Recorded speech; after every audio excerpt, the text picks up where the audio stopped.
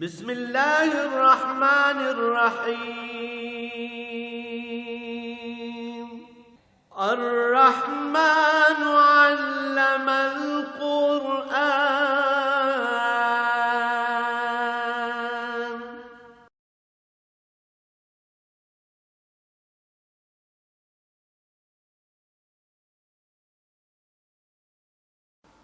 الحمد للہ رب العالمین والصلاة والسلام علی حبیبہ محمد وآلہ وصحبہ اجمعین۔ اعوذ باللہ من الشیطان الرجیم، بسم اللہ الرحمن الرحیم۔ فما زالت تلک دعواہم حتی جعلناہم حصیدا خامدین وما خلقنا السماء والارض وما بینہما لاعبین لو اردنا ان نتخذ لہوا لاتخذناہ من لدنا ان کنا فاعلین بل نقذف بالحق علی الباطل فیدمغہ فاذا هو زاہق ولکم الویل مما تصفون ولہ من فی السماوات والارض ومن عنده لا يستكبرون عن عبادته ولا يستحسرون يسبحون الليل والنهار لا يفترون۔ اللهم سبحانك لا علم لنا إلا ما علمتنا إنك أنت العليم الحكيم۔ مولاي صل وسلم دائما أبدا على حبيبك خير الخلق كلهم۔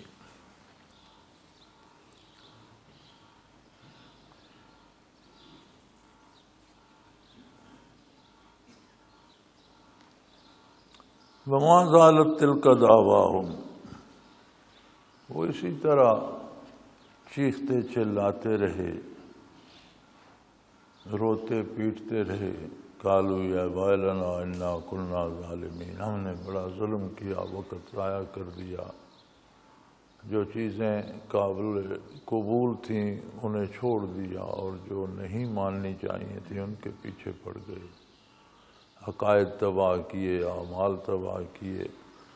فرمایا لیکن وہ رونا پیٹنا ان کے کام نہیں آتا، پھر اسی طرح چیختے چلاتے رہے یہاں تک کہ ہم نے انہیں برباد کر دیا، جیسے کھیتی کاٹ دی گئی ہو یا جیسے آگ بجھا دی گئی ہو، نیست و نابود کر دیے گئے۔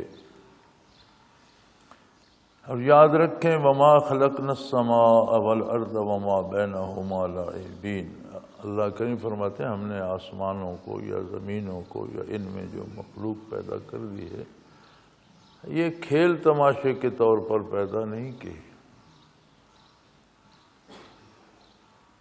اس سارے کا ایک مقصد ہے، ایک انجام ہے، ہر چیز اپنے نتیجے تک پہنچے گی۔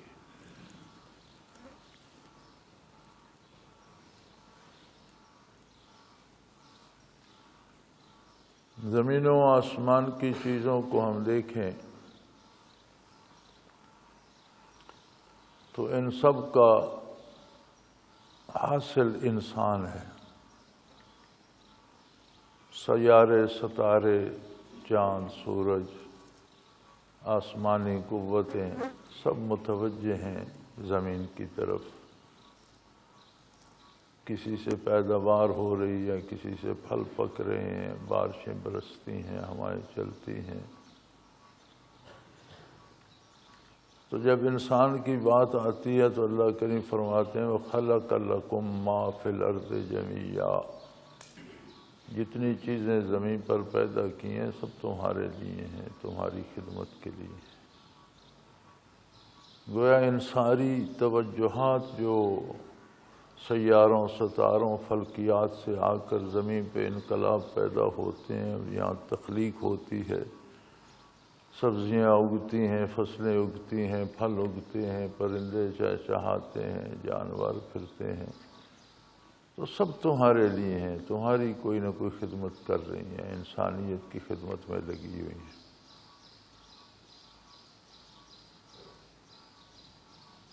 خلق لکم ما فی الارض جمیعا۔ تو گویا ساری کائنات اللہ نے ایک انسان کی خدمت پہ لگا دی، اس کی تخلیق، اس کی تربیت، اس کی موت، اس کا برزخ میں قیام، اس کا دوبارہ حشر۔ تو انسان کیا کرے؟ انسان جو تمام چیزوں کا محصل ہے، فرمایا یہ میں نے اپنی معرفت کے لیے پیدا فرمایا۔ وما خلقت الجن والانس الا لیعبدون اے لیعرفون۔ ان کا کام، انسان کا کام معرفت الہی کو حاصل کرنا ہے، اس کو پانا ہے۔ اس کے لیے برزخ کی انتظار گاہ ہے، اس کے لیے قیامت قائم ہوگی، اس کے لیے دیکھا اور جانچا جائے گا کس نے کس درجے کی معرفت حاصل کی اور کس نے وقت ضائع کر دیا۔ فرمایا کچھ لوگ اتنے بدبخت تھے کہ وہ دنیا میں اپنی فرصت بھی پوری نہ کر سکے، اتنے مظالم ڈھائے، اتنی نافرمانی کی کہ انہیں جس طرح پھلتی پھولتی کھیتی کو کاٹ دیا جاتا ہے یا جلتی ہوئی آگ کو بجھا دیا جاتا ہے، انہیں اس طرح تباہ کر کے نابود کر دیا گیا دنیا سے۔ اور اگر غور کرو تو اتنا وسیع نظام آسمانوں کا، اور اس میں پھر آسمانی مخلوق کا، پھر ستاروں سیاروں کا، پھر ان کی توجہات کا، پھر زمین کا، ایک بڑا لمبا اور بڑا مضبوط اور بڑا محفوظ قسم کا ایک ایسا نظام اتنی باریکی سے جوڑ دیا گیا۔ تو یہ محض کھیل تماشا تو نہیں ہے، بلا مقصد اللہ کریم نے اسے نہیں تخلیق فرمایا۔ لو اردنا نتخذ لہوا لاتخذناہ من لدنا ان کنا فاعلین۔ اگر ہم نے کھیل تماشا ہی کرنا ہوتا تو پھر اپنی شان کے مطابق کوئی کرتے۔ یہ تو اللہ کی شان کو زیبا نہیں ہے جو کچھ دنیا میں ہو رہا ہے، یہ تو مخلوق کے لیے ہے، اس کا تو معیار یہی ہے۔ یہاں بعض علماء نے ترجمے اور تفسیر میں یہ بھی لکھا ہے کہ اگر بیٹے بیوی وغیرہ خاندان پالنا ہوتا تو اگر اللہ کا کوئی فرزند ہوتا، اللہ کی کوئی بیوی ہوتی، اللہ کا کوئی خاندان ہوتا، تو وہ چونکہ اللہ کے ہوتے ان میں بھی الوہیت موجود ہوتی۔ یعنی یہ جو کچھ جن کو اللہ کے بیٹے بتاتے ہیں، کسی نے کہا فرشتے اللہ کی بیٹیاں ہیں، کسی نے کہا عزیر علیہ السلام اللہ کے بیٹے ہیں، عیسائیوں نے کہا عیسیٰ علیہ السلام اللہ کے بیٹے ہیں، تو پھر عزیر علیہ السلام، عیسیٰ علیہ السلام یا فرشتے اللہ کی عبادت کیوں کرتے؟ اگر اللہ کے بیٹے ہوتے تو پھر تو ان میں بھی صفت الوہیت ہوتی اور ان کی بھی پوجا کی جاتی، عبادت ان کی بھی کی جاتی، وہ خود اللہ کی عبادت کیوں کرتے؟ انسان کا بچہ انسان ہوتا ہے، وہ قابل ہو یا نالائق، وہ باپ قابل ہو سکتا ہے، بیٹا نالائق ہو سکتا ہے، باپ بہادر ہو سکتا ہے، بیٹا ڈرپوک ہو سکتا ہے، لیکن انسان کا بچہ ہوگا تو انسان۔ اللہ کی بھی اولاد ہوتی تو بنیادی طور پر اس میں الوہیت تو ہوتی، وہ خود معبود ہوتے، جو اللہ کی عبادت کرتے ہیں تم ان کو اللہ کی اولاد کہتے ہو، کتنی جہالت ہے۔ پھر یہ زن و فرزند اور خاندان، اللہ کریم فرماتے ہیں یہ بھی ایک کھیل تماشا ہے، اور یہ کھیل تماشے اس کی شان کو زیبا نہیں ہے، یہ مخلوق کے لیے ہے۔ یہ بھی ایک ایسا تماشا ہے کہ بندے کو اس طرح اپنے میں مصروف کر، کھیل کس لیے ہوتا ہے؟ کھیل ہوتا ہے بندے کا وقت گزر جاتا ہے، اسے اپنے میں جذب کر لیتا ہے۔ تو یہ زن و فرزند اور اولاد بیویاں وغیرہ، یہ بھی ایک ایسا کھیل ہے کہ کہ یہ بندے کی زندگی کھا جاتے ہیں۔ اللہ ان چیزوں سے پاک اور بالاتر ہے۔ اور پھر اگر اللہ کے فرزند اور بیوی ہوتی تو پھر اس کی شان کے مطابق ہوتی، یعنی وہ بھی معبود ہوتے، اللہ کا خاندان ہوتا تو ان کی بھی عبادت کی جاتی، ان میں بنیادی طور پر الوہیت ہوتی۔ تو تم کبھی فرشتوں کو اللہ کی بیٹیاں بتاتے ہو، عیسائی حضرت مریم کو اللہ کی بیوی کہہ دیتے ہیں، عیسیٰ علیہ السلام کو اللہ کا بیٹا کہہ دیتے ہیں، تو وہ تو خود اللہ کی عبادت کرتے تھے، ان میں تو الوہیت نہیں تھی، کھاتے پیتے تھے، عام انسانوں کی طرح رہتے تھے، لباس پہنتے تھے، پیدا ہوئے، بچپن گزارا، جوان ہوئے، فوت ہوئے، دفن ہو گئے، قبر مبارک میں چلے گئے۔ تو یہ تو الوہیت کی صفت اس میں نہیں ہے، یہ تو ساری مخلوق کے اوصاف ہیں۔ بل نقذف بالحق علی الباطل ویدمغہ فاذا هو زاہق، لیکن اللہ کا قانون یہ ہے کہ باطل جب حد سے بڑھتا ہے تو اس پر حق کو کھینچ مارتے ہیں، وہ اس کا سر توڑ دیتا ہے، فیدمغہ، اسے تباہ کر دیتا ہے۔ باطل ہمیشہ نہیں رہتا، باطل کے پاس محدود وقت ہوتا ہے اور ایک حد تک اسے برداشت کیا جاتا ہے۔ جب وہ حد سے بڑھنے لگتا ہے تو اللہ کریم اس پر حق کی ضرب لگاتے ہیں جو اسے تباہ کر دیتی ہے، فیضا و ذاہق، بس وہ نابود ہو جاتا ہے۔ وَلَكُمُ الْوَيْلُ مِمَّا تَصِفُونَ، اور لوگو تم جو یہ باتیں بناتے ہو اور باطل پر بھروسہ کر کے باتیں کرتے ہو، تمہارے لیے تباہ، باطل خود تباہ ہو جانے والا ہے، تمہاری مدد کہاں کرے گا؟ تم نے بھی اپنے لیے تباہی خرید لی، نام مرادی خرید لی، بربادی خرید لی۔ وَلَهُ مَنْ فِي السَّمَاوَاتِ وَالْأَرْضِ، زمینوں اور آسمانوں کا جو کچھ بھی ہے، ہر ذرہ اللہ کے لیے ہے۔ وَمَنْ عِنْدَهُ لَا يَسْتَكْبِرُونَ عَنْ عِبَادَتِهِ وَلَا يَسْتَحْسِرُونَ، اور جو اس کے مقربان بارگاہ ہیں، اس کے مقرب فرشتے ہیں یا اس کے مقرب بندے ہیں جو اس کی بارگاہ میں بہت مقرب ہیں، وہ بھی اس کی عبادت سے سر نہیں اٹھاتے، وہ اپنی بڑائی میں مبتلا نہیں ہوتے۔ لا یستکبرون عن عبادتہ، اللہ کے سامنے عاجزی کا اظہار کرنے کے لیے اپنی بڑائی میں گرفتار نہیں ہوتے، اللہ کی عظمت کا اقرار کرتے ہیں اور ہمیشہ اس کے سامنے سرنگوں رہتے ہیں، اس کی عبادت کرتے ہیں، اس کی اطاعت کرتے ہیں۔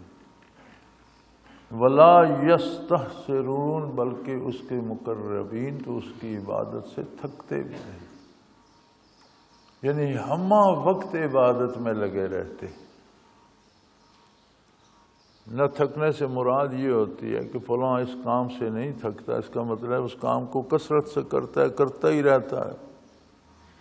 تو فرمایا جو اس کے مقربان بارگاہ ہیں، یہ بھی ایک نیا تماشا ہے نا، کہ جو مقرب بارگاہ ہے اس کی پوجا شروع کر دو، یہ نہیں، وہ تو خود عبادت کرتا ہے، تم اس کی عبادت کیا کرو؟ جتنا کوئی مقرب ہے اللہ کی بارگاہ میں اتنی زیادہ وہ عبادت کرتا ہے۔ اب انسان کو اللہ کریم نے ایسے سلیقے، ایسے طریقے اور ایسا دین دیا ہے کہ اس کا سونا بھی عبادت ہو جاتا ہے، جاگنا بھی عبادت ہو جاتا ہے۔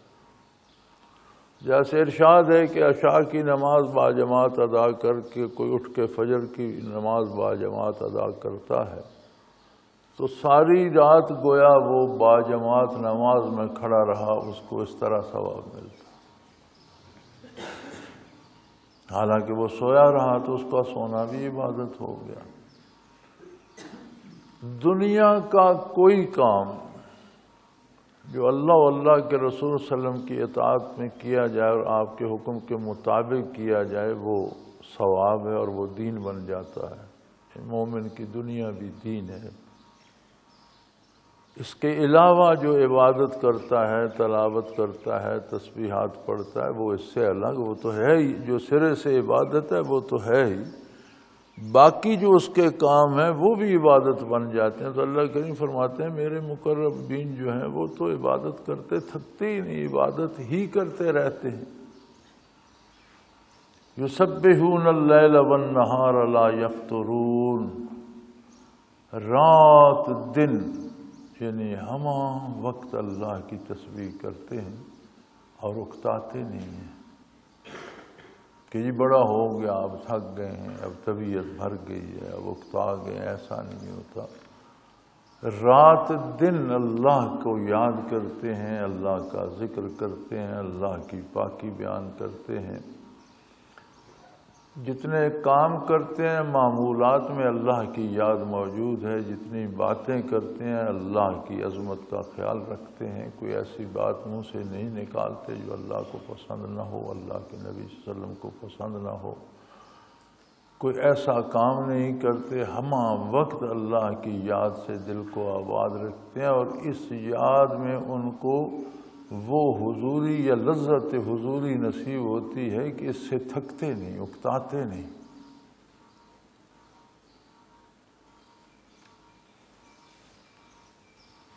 ام اتخذوا آلہۃ من الارض ہم ینشرون، جن لوگوں نے اللہ کو چھوڑ کر مخلوق کو معبود بنا لیا ہے، زمین پر اپنے معبود بنا رکھے ہیں، کیا یہ زمینی مخلوق جو تم نے بطور معبود اختیار کر لیے یہ تمہارا حشر کرے گی، تمہیں قیامت کے میدان میں کھڑا کرے گی، یا اللہ کرے گی؟ انہوں نے تم سے حساب کتاب لینا ہے یا انہیں خود حساب کتاب دینا ہے اور اللہ کریم نے لینا ہے؟ یعنی ذرا سوچو تو صحیح، جو اللہ کے علاوہ کسی کو معبود سمجھتا ہے تو کیا اس معبود نے اس سے حساب کتاب لینا ہے کہ اس کو معبود سمجھ کر اس کی خدمت کر رہا ہے، اطاعت کر رہا ہے؟ جب حساب کتاب اللہ نے لینا ہے، حشر اس نے کرنا ہے، کھڑا اس نے کرنا ہے، قیامت میں اس نے بلانا ہے، تو پھر عبادت کا مستحق بھی وہی اکیلا ہے جس نے نعمتیں بھی دی ہیں اور جس نے نعمتوں کا حساب بھی لینا ہے۔ اور فرمایا یہ تو سوچا ہوتا تم لوگوں نے، لو کان فیہما آلہۃ الا اللہ لفسدتا، اگر کائنات میں اللہ کے علاوہ کوئی دوسرا معبود بھی ہوتا، عبادت کا مستحق ہوتا، کوئی دوسرا حاکم بھی ہوتا، کسی دوسرے کا حکم بھی چلتا، تو یہ آسمان و زمین تو اب تک یہ کائنات تو تباہ ہو چکی ہوتی۔ اگر دو معبود ہوتے تو کہیں تو ان میں کلیش آ جاتا، کہیں ان میں ایک کوئی اور بات کہتا، دوسرا اور کہتا، ایک کہتا دن ہونا چاہیے، دوسرا کہتا رات ہونی چاہیے، ایک کہتا بارش ہونی چاہیے، دوسرا کہتا دھوپ ہونی چاہیے، ایک کہتا انسان کی شکل ایسی ہونی چاہیے، دوسرا کہتا نہیں ایسی ہونی چاہیے، مخلوق کو رزق اس طرح ملنا چاہیے، دوسرا کہتا نہیں اس کو نہیں اس کو ملنا چاہیے۔ کہیں تو اختلاف ہوتا، زمین کے ادنا ذرے سے لے کر جہاں تک تمہاری تحقیقات پہنچتی ہیں، دیکھ لو، تمہاری سائنس جہاں تک پہنچتی ہے، تمہاری طب جہاں تک پہنچتی ہے، تمہاری تحقیق جہاں تک پہنچتی ہے، ہر چیز ایک لگے بندے نظام میں بلا چوں چراں چل رہی ہے، بنے ہوئے قوانینوں اصولیات کے تحت ہر ذرہ اپنا کام کر رہا ہے، اس سے پتہ چلتا ہے کہ کوئی ایک ہی ہستی ہے جس کے حکم کے سب تابع، کوئی دوسرا اس کے مقابلے میں اختلاف رائے والا نہیں ہے، کوئی دوسرا اس کے مقابلے میں رکاوٹ ڈالنے والا نہیں ہے، کہ ایک ہی ہستی ہے جو واحد ہے، لا شریک ہے، جس کا کوئی دوسرا نہ مثل ہے، نہ مثال ہے، نہ ثانی ہے، کوئی اس کے احکام کو روکنے والا یا اختلاف رائے کرنے والا نہیں ہے۔ ایک ادنا ذرے سے لے کر سورج تک ہر چیز کی تحقیق کر لو تو ثابت ہوگا کہ ہر چیز ایک ہی لگے بندھے نظام میں اپنے فرائض ادا کر رہی ہے، اپنی ڈیوٹی ادا کر رہی ہے۔ تو اگر اس میں دو معبود ہوتے لفسدتا، یہ زمین و آسمان تباہ ہو چکے ہوتے، ایک کچھ کرتا دوسرا کچھ کرتا۔ یہ نظام اس طرح سے نہ چلتا کہ صدیوں بے چوں چراں اپنی روش پہ چل رہا ہے۔ فسبحان اللہ رب العرش عما یصفون، وہ اللہ پاک ہے جو یہ خرافات اس کی طرف منسوب کرتے ہیں، ان سب سے اس کی ذات بہت بلند اور بالا اور پاک ہے۔ اور ساری کائنات، زمینوں آسمانوں کا، ساری مخلوق کا قبلہ عرش ہے۔ جس طرح ملک کا پرائم منسٹر سیکریٹریٹ ہوتا ہے کہ سارے ملک کی نیک و بد خبر وہاں جاتی ہے، سارے احکام وہاں سے آتے ہیں، تو وہ جو کائنات کا سیکریٹریٹ ہے وہ عرش ہے۔ اور اللہ عرش کا بھی رب ہے، یعنی عرش کو بنانے والا، اس کو قائم رکھنے والا، اس میں یہ نظام چلانے والا بھی وہ اکیلا ہے۔ آپ کائنات کی بات کرتے ہو، کائنات کا جو مرکز ہے، جو سیکریٹریٹ ہے، جہاں سے ساری کائنات کی تخلیق کے احکام آتے ہیں، کائنات بنتی ہے، اس کی زندگی موت کے فیصلے ہوتے ہیں، اس کی روزی رزق کے فیصلے ہوتے ہیں، اس کے کام اور اس کی فرائض کے فیصلے ہوتے ہیں، اس کا بھی وہ رب ہے، اس کو بھی تخلیق بھی اس نے کیا، بنایا بھی اس نے، چلا بھی وہی رہا ہے، کوئی دوسرا وہاں دم مارنے والا نہیں۔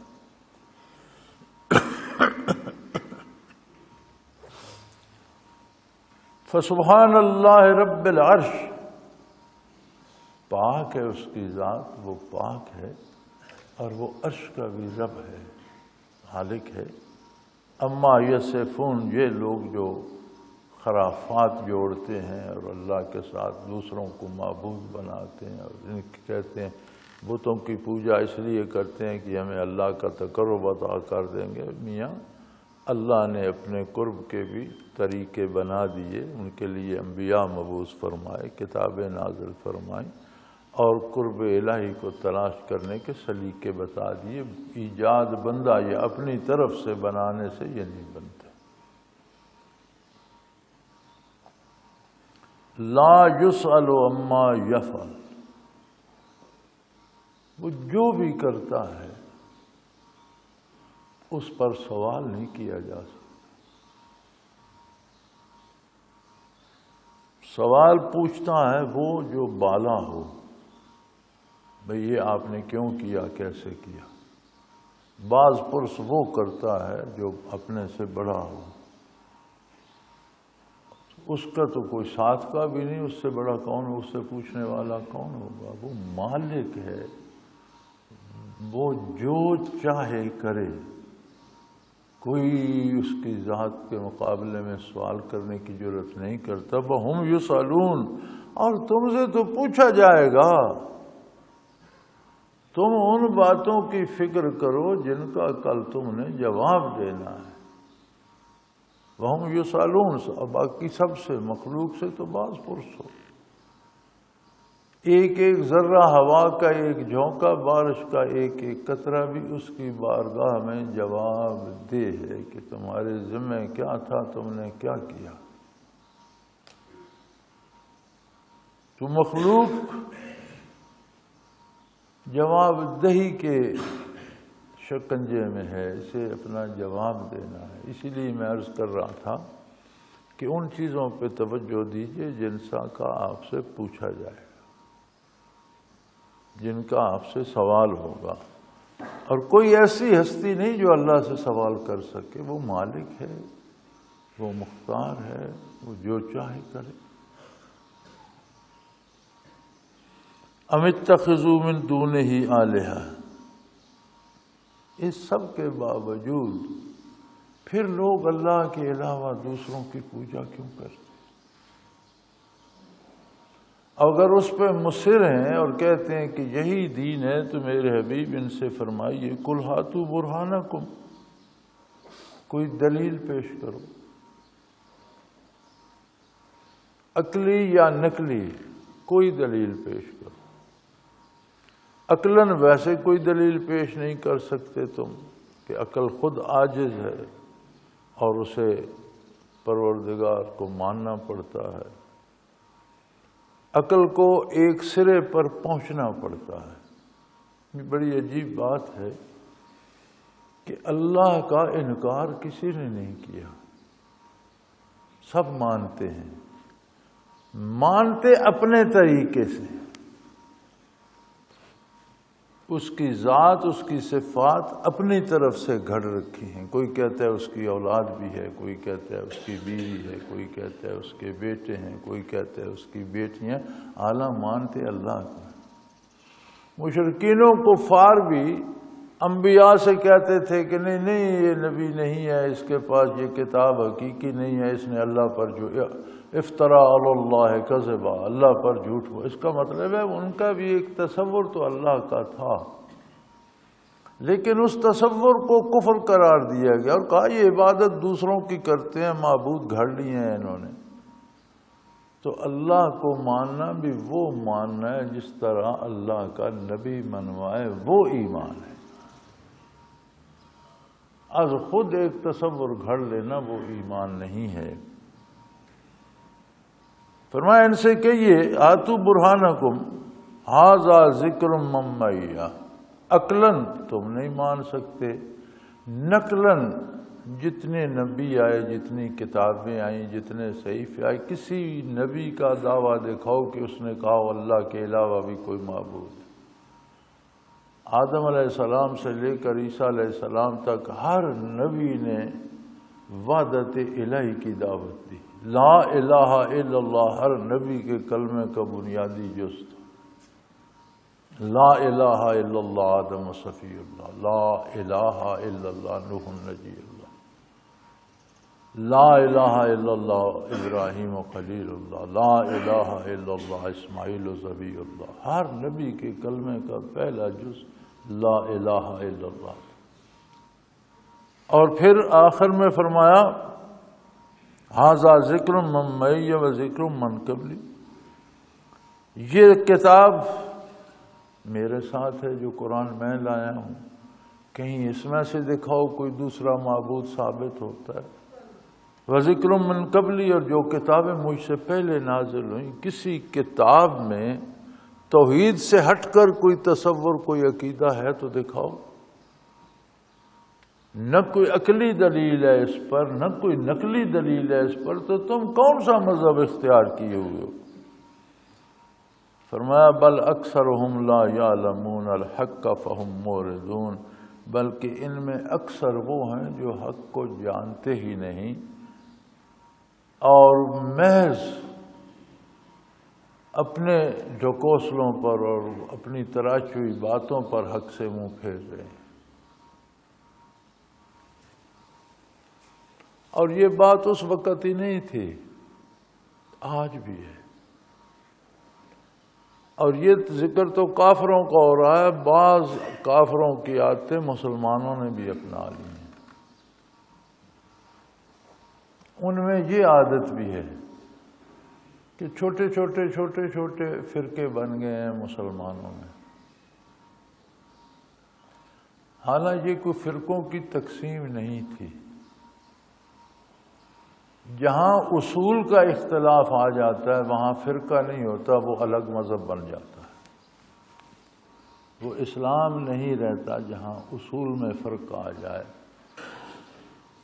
اللہ کی توحید کے عقیدے میں فرق آ جائے، نبی کی نبوت کے عقیدے میں فرق آ جائے، قرآن کے کتاب اللہ ہونے کے عقیدے میں فرق آ جائے، آخرت کے عقیدے میں فرق آ جائے، فرشتوں کے عقیدے بارے جو عقیدہ ہے اس میں فرق آ جائے۔ یہ جو ضروریات دین جنہیں کہتے ہیں، 5-6 باتیں ہیں جو بنیاد ہیں دین کی، اگر ان میں اختلاف آ جائے تو پھر ایک فرقہ حق پر ہے اور وہ مسلمان ہے، دوسرا حق پر نہیں ہے، وہ مسلمان نہیں، تو وہ تو فرقہ نہ ہوا، وہ تو الگ مذہب ہو گیا، علیحدہ دین ہو گیا، گو باطل ہو لیکن وہ تو الگ ہو گیا۔ فرقے وہ ہیں جن کا اصول پر کوئی اختلاف نہیں، فروعات میں، ان کی تشریحات میں، تفصیلات میں اختلاف ہے، تو فروعات کے اختلاف سے کوئی فرقہ نہیں بنتا، سب مسلمان ہیں۔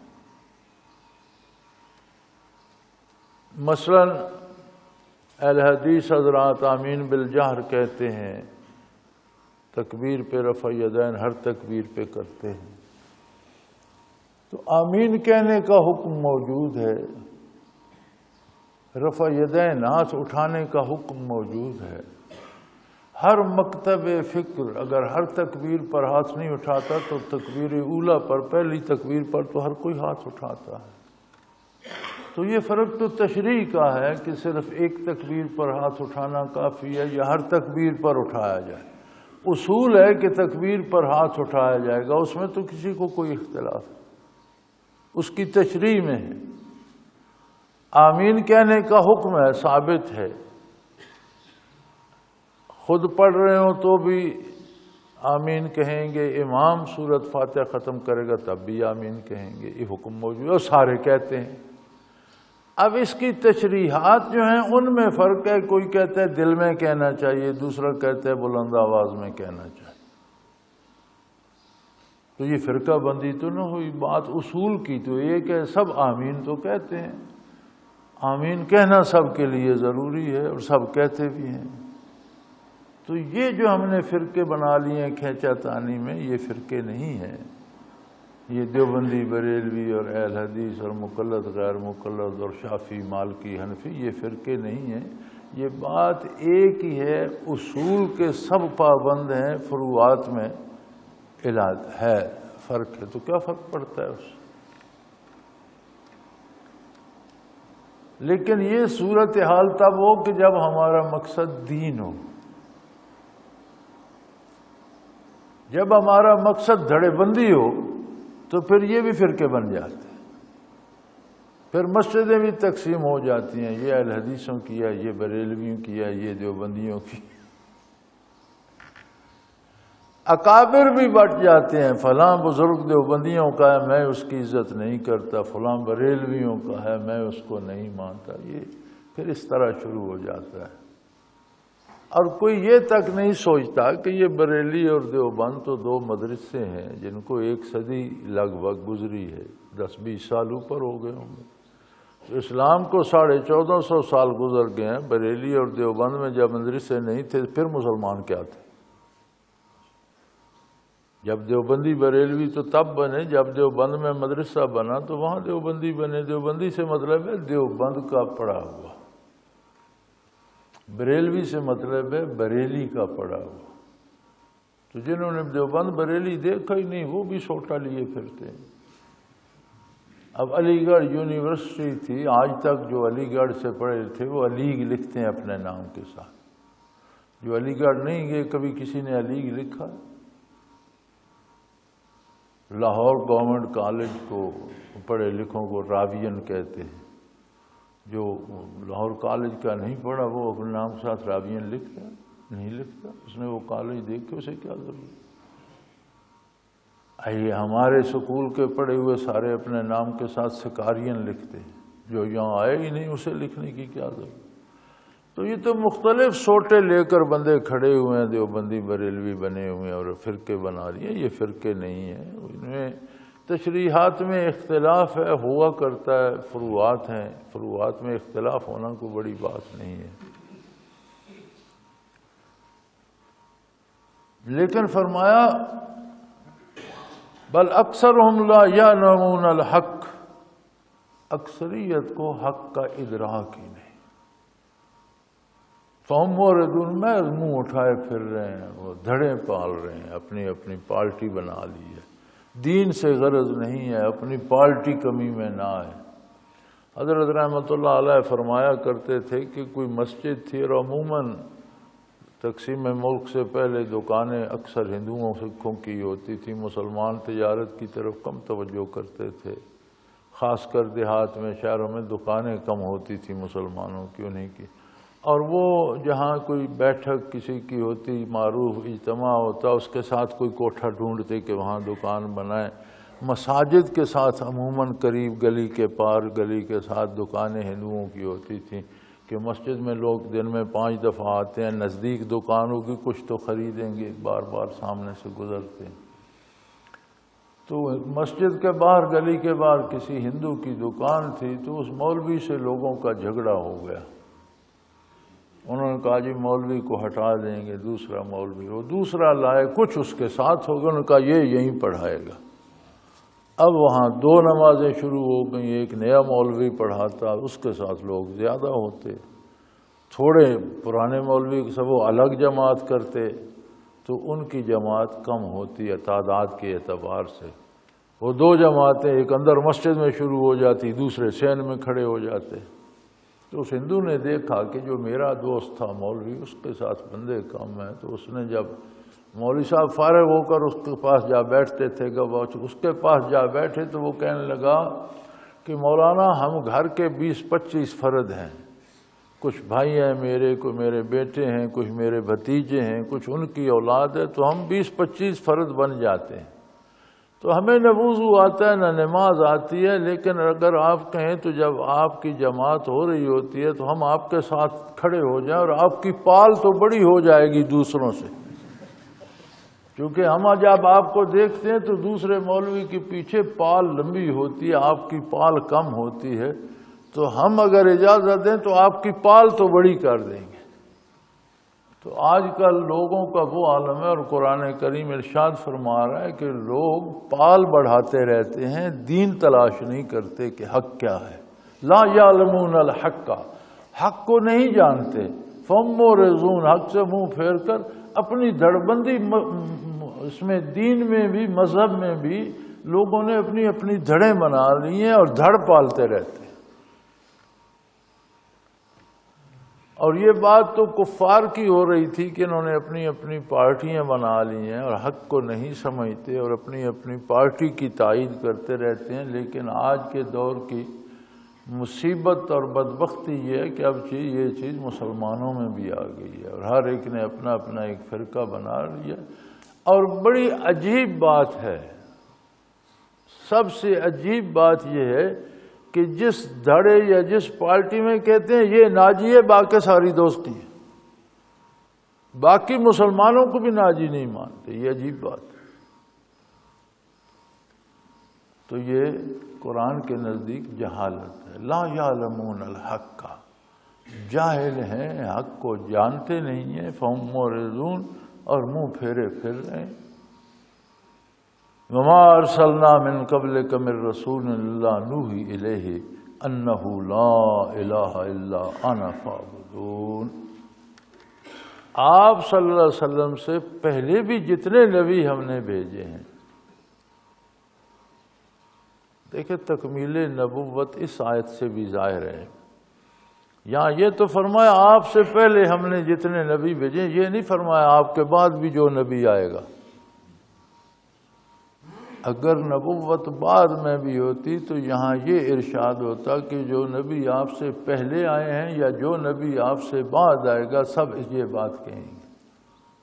بعد کا ذکر نہیں ہے، جتنے نبی آنے تھے حضور صلی اللہ علیہ وسلم سے پہلے آ چکے، آدم علیہ السلام سے لے کر عیسیٰ علیہ السلام تک تمام انبیاء تشریف لا چکے۔ وما ارسلنا من قبلک من رسول، آپ سے پہلے جتنے رسول ہم نے بھیجے یہی وحی ان پر کی گئی۔ الا نوحی الیہ انہ لا الہ الا انا فاعبدون، یہی وحی ان پر کی گئی کہ میرے علاوہ، میری ذات کے علاوہ کوئی عبادت کا مستحق نہیں ہے، لہذا سب صرف میری ہی عبادت کرو، مجھے کو معبود برحق مانو، مجھے کو اپنا حاجت روا مشکل کشا مانو، مجھے سے سب کچھ مانگو، ساری گزارشات میری بارگاہ میں پیش کرو، ساری بڑائیاں میری بیان کرو، رکوع و سجود میری بارگاہ میں کرو۔ اور جتنے رسول، جتنے نبی آپ صلی اللہ علیہ وسلم سے پہلے تشریف لائے، سب نے یہی کہا۔ جس امر پہ تمام انبیاء متفق ہیں، اب اس میں کسی مزید جستجو کی بات باقی رہ جاتی ہے؟ یعنی جتنے نبی آئے وہ اس بات پہ متفق تھے۔ یہاں ضمناً ایک بات کر دوں کہ ہمیں بڑا یہ مسئلہ ہوتا ہے، اور آج کل تو بڑا اس پہ کی جاتی ہے کہ یہ رواج تھا اس دور کا، جس دور میں نبی صلی اللہ علیہ وسلم مبعوث ہوئے، اس دور کا رواج تھا کہ ہر شریف بندہ داڑھی رکھ لیتا تھا، اور بڑی دیر تک رہا، عیسائیوں میں بھی رہا، یہ جارج پنجم تک تو بادشاہ تک نے بھی داڑھی رکھی ہوئی تھی۔ تو یہ داڑھی رکھنا کوئی اتنا ضروری نہیں ہے، اس وقت کا ایک رواج تھا، بعد کا نہیں رہا تو کیا ہوا۔ آپ یہ تو کہہ سکتے ہیں کہ جب حضور مبعوث ہوئے رواج تھا، لیکن جب آدم علیہ السلام مبعوث ہوئے تب بھی رواج تھا، ان سے پہلے تو کوئی تھا ہی نہیں، رواج کس کا تھا؟ پھر آدم علیہ السلام سے لے کر محمد الرسول اللہ علیہ وسلم تک ایک نبی ثابت کر دو کہ وہ کلین شیو تھا، تمام انبیاء نے رکھی۔ کیا یہ اتنا مضبوط رواج تھا کہ 1,24,000 یا کم و بیش نبی رسول اولو العزم گزر گئے، سب نے داڑھی رکھی؟ یہ سارا رواج ہی تھا، اور وہ رواج جسے تمام انبیاء نے اپنایا، ہم کیوں نہ اپنائیں؟ اگر رواج ہی ہے تو جس رواج پر اللہ کے سارے نبی اور رسول گزر گئے وہ ہم کیوں نہ اپنائیں؟ تو ہمیں کیا نبیوں کو چھوڑ کر کفار کا رواج ہی اپنانا ہے؟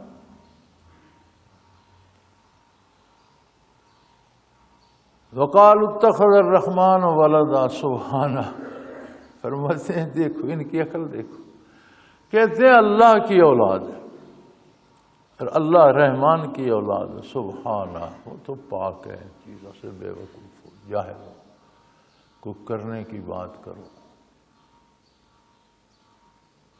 وقالوا اتخذ الرحمن ولدا، وہ الرحمن ہے، کوئی اس کے برابر دوسرا رحم کرنے والا نہیں ہے، اور تم کہتے ہو اس کی اولاد ہے۔ اگر اس کی اولاد ہوتی تو پھر وہ بھی الرحمن ہوتی نا، وہ بھی الہ ہوتی، تو اس کے علاوہ تو کائنات میں نہ کوئی الہ ہے نہ کوئی مخلوق کو۔ الرحمن سے مراد یہ ہے کہ ہر ذرے کو جو وجود بخشا، جو رزق دے رہا ہے، جو پال رہا ہے، یہ اس کی رحمانیت ہے۔ حتیٰ کہ کافر و مشرک کو وجود بخشنا، پیدا کرنا، انسانی خصوصیات دینا، روزی دینا، اولاد دینا، یہ اس کی رحمانیت۔ تو اس کے علاوہ تو کوئی رحمان نہیں ہے جو کسی ایک ذرے کی تخلیق کرے یا اسے رزق دے یا اسے پالے۔ تو پھر اولاد کیسے ہو گئی اس کی؟ اگر اس کی اولاد ہوتی تو وہ بھی الرحمن ہوتی، پھر وہ اکیلا الرحمن نہ ہوتا، وہ بھی الہ ہوتی، معبود ہوتی، معبود کی اولاد بھی تو معبود ہوتی۔ سبحانہ، وہ ان چیزوں سے پاک ہے، بہت بلند تر ہے ان چیزوں سے۔ بل عباد مکرمون، بلکہ جتنی مخلوق ہے، مقرب فرشتے بھی اس کے اطاعت گزار بندے ہیں، انبیاء و رسل بھی اس کی بارگاہ میں اطاعت گزار بندے ہیں۔ لا یسبقونہ بالقول، اس کی بات سے بڑھ نہیں سکتے، جو وہ فرما دے اس سے ادھر ادھر نہیں ہو سکتے، اس پر اپنی بات نہیں بڑھا سکتے، بلکہ وَهُمْ بِأَمْرِهِ يَعْمَلُونَ، سب اس کے حکم کے مطابق عمل کرتے، سب اس کے بندے ہیں۔ اور جتنا کوئی مقرب ہوتا ہے اتنا وہ مطیع اور فرما بردار ہوتا چلا جاتا ہے، اس کا حکم سنتے اور بجا لاتے ہیں، کوئی رائے نہیں دیتا، کوئی لب کشائی نہیں کرتا۔ کہاں برابری کی بات جو تم کہتے ہو؟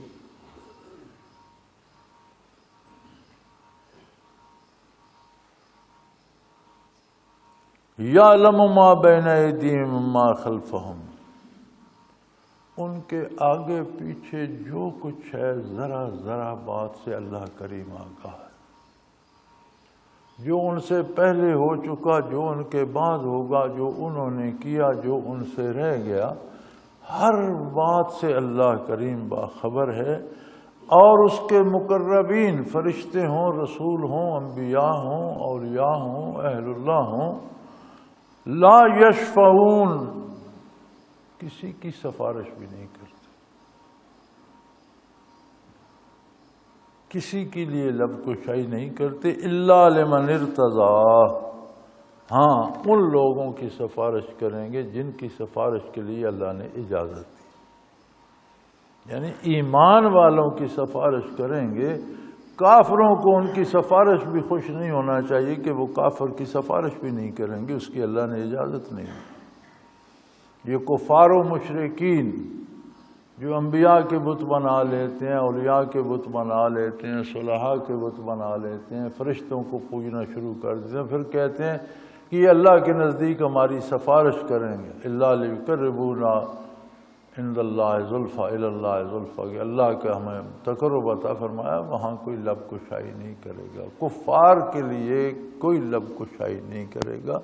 میرے مقرب بندے، میرے انبیاء، میرے فرشتے، میری مقرب چیزیں، میری عبادت تک، نماز، روزہ، تلاوت قرآن، یہ چیزیں ساری سفارش کریں گی، لیکن اس کی کریں گی جس کی اللہ نے اجازت دی، یعنی مومن کی۔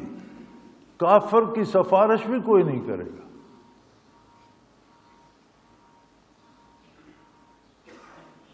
وَهُم مِّن خَشْيَتِهِ مُشْفِقُونَ، اور ہمہ وقت اس کی خشیت سے لرزاں و ترساں رہتے ہیں، ڈرتے رہتے ہیں۔ جتنا قرب جس کو نصیب ہوتا ہے اتنا زیادہ مؤدب ہو جاتا ہے، اور اپنے افکار، اپنی زبان، اپنے کردار کو اتنا قابو میں کر لیتا ہے اور اتنا زیادہ ڈرتا ہے۔ گویا خشیت الہی کے لیے عبادت الہی ضروری ہے۔ عبادت الہی سے، ذکر الہی سے، تلاوت سے، عبادات سے، حلال کمانے، حلال کھانے سے، یہ زندگی کو عبادت میں ڈھال لینے سے قرب نصیب ہوتا ہے، اور جتنا قرب نصیب ہوتا ہے اتنا خشوع و خضوع نصیب ہوتا ہے، خشیت الہی نصیب ہوتی ہے۔ وَهُم مِّن خَشْيَتِهِ مُشْفِقُونَ، وہ تو ہمیشہ اس کی خشیت، اس کی ہیبت سے ڈرتے رہتے ہیں، اس کی خشیت ان میں آ جاتی ہے۔ تو گویا حصول خشیت کی شرط عبادت ہے، اور جب عبادت مقبول ہوتی ہے تو قرب الہی نصیب ہوتا ہے، تو جتنا قرب نصیب ہوتا ہے اتنی خشیت نصیب ہوتی ہے۔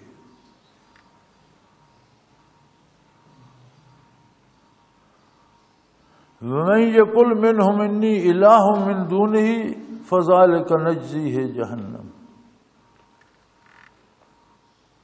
تم تو کہتے ہو میں یہ نبی کا بیٹا، یہ اللہ کا بیٹا ہے، یہ نبی، میں اس کی پوجا کرتا ہوں، لیکن اللہ کا نبی اگر یہ کہہ دے، انتہائی قرب، ساری مخلوق میں سب سے زیادہ قرب نبی کو نصیب ہوتا ہے، اور ان میں پھر اپنے اپنے درجات ہیں۔ کسی کو براہ راست کلام نصیب ہوا، وہی الہی سب انبیاء کو نصیب ہوئی، کتابیں ان پر نازل کی گئیں، اور مقربان بارگاہ۔ لیکن اگر کوئی مقربان بارگاہ سے بھی یہ نعرہ مار دے کہ میں معبود ہوں، میری عبادت کرو، فنجزیہ جہنم، اللہ اسے بھی دوزخ میں ڈال دے۔ یعنی امر محال کی مثال دی گئی کہ اللہ کے مقربین سے یہ محال ہے کہ وہ کہیں میری عبادت کرو، لیکن تم جو کرتے ہو اور کہتے ہو ہمیں انہوں نے کہا ہے میری عبادت کرو، جھوٹ بولتے ہو۔ اللہ ایسا قادر ہے کہ یہ محال ہے کہ کوئی اس کا مقرب کہے اللہ کو چھوڑ کر میری عبادت کرو، لیکن اگر ایسا کہے تو اللہ قادر ہے اسے بھی جہنم میں بھیج دے۔ تم کس کھیت کی مولی ہو جو تم غیر اللہ کی عبادت پہ لگے ہوئے ہو۔ کذالک نجزی الظالمین، چونکہ یہ ظلم ہے اور ظالموں کی سزا جہنم ہے۔ تو یہ سوچو، اللہ کو واحد لا شریک مانو، اور اللہ کو ویسا مانو جیسا محمد الرسول اللہ صلی اللہ علیہ وسلم منواتے ہیں۔ ساری زندگی اسی میں نہ رہو کہ جو میں نے سنا مان لیا، یہ مسلمانی کافی ہے۔ یہ سوچو کہ نبی کریم صلی اللہ علیہ وسلم نے کس طرح اللہ کو ماننے کا حکم دیا، اور ہمارے فقہاء نے تشریح کر دی ہے کہ بچے کو جب اللہ کا تصور دو تو اسے سمجھاؤ کہ میں اس اللہ کو مانتا ہوں اور ویسا مانتا ہوں جو اللہ محمد الرسول اللہ صلی اللہ علیہ وسلم جو حضرت عبداللہ کے فرزند تھے، جو مکہ مکرمہ میں پیدا ہوئے، جو ہجرت کر کے مدینہ منورہ تشریف لے گئے، جس اللہ کو جیسا وہ منواتے ہیں میں اسی اللہ کو ویسا مانتا ہوں۔ اپنی طرف سے ایک تصور گھڑ لینا کافی نہیں ہے، اس کی ذات، اس کی صفات کے بارے وہ عقیدہ ضروری ہے جو نبی کریم صلی اللہ علیہ وسلم نے تعلیم فرمایا۔ وآخر دعوانا ان الحمدللہ رب العالمین۔ اللہ اللہ اللہ اللہ اللہ اللہ اللہ اللہ۔ حضرت امیر محمد اکرم آوان مد ظلہ العالی دارالعرفان منارہ ضلع چکوال میں سالہ سال سے قرآن و حدیث کے اوپر خطابات کر رہے ہیں اور سلسلہ نقشبندیہ اویسیہ کے مطابق لوگوں کو ذکر الہی کی تربیت دے رہے ہیں۔ وہ قرآن پاک کی تفسیر ترتیب وار بیان کر رہے ہیں۔ تفسیر قرآن کو وہ موجودہ ملکی اور بین الاقوامی حالات کے مطابق بیان کرتے ہیں۔ موٹر وے سے کلر کہار کے انٹرچینج سے نکلتے ہوئے، کلر کہار کی جھیل سے ہوتے ہوئے، میانی، بوچھال اور نورپور سے گزرتے ہوئے دارالعرفان منارہ پہنچ سکتے ہیں۔ حضرت امیر محمد اکرم آوان نے بچیوں اور بچوں کی دینی اور دنیاوی تعلیم کے لیے سقارہ اکیڈمی کے نام سے ایک درسگاہ بھی قائم کی ہے، جس کا افتتاح ملک پاکستان کے صدر جنرل محمد ضیاء الحق نے اپنے دست مبارک سے کیا تھا۔ وہ تمام احباب جو اسلام کی طلب رکھتے ہیں ان سے گزارش ہے کہ دارالعرفان منارہ ضلع چکوال میں امیر محمد اکرم آوان صاحب کے خطابات سے مستفید ہوں۔ وہ ہر جمعے کو نماز سے پہلے بیان فرماتے ہیں۔ ہر ماہ کی پہلی اتوار کو ماہانہ اجتماع ہوتا ہے جس میں آپ خصوصی خطاب فرماتے ہیں اور پاکستان کے چاروں صوبوں سے احباب اس اجتماع میں شرکت کرتے ہیں۔ اس کے علاوہ یہاں سال میں 2 مرکزی اجتماعات بھی ہوتے ہیں، ایک رمضان المبارک میں اعتکاف کا اجتماع اور دوسرا جولائی اور اگست میں 40 دن کا اجتماع ہوتا ہے جس میں روحانی تربیت کی جاتی ہے۔ اپنا خون سیماب دے کر اتنا ہم کر جائیں گے، نام آقا کا چمن میں پھر رقم کر جائیں گے۔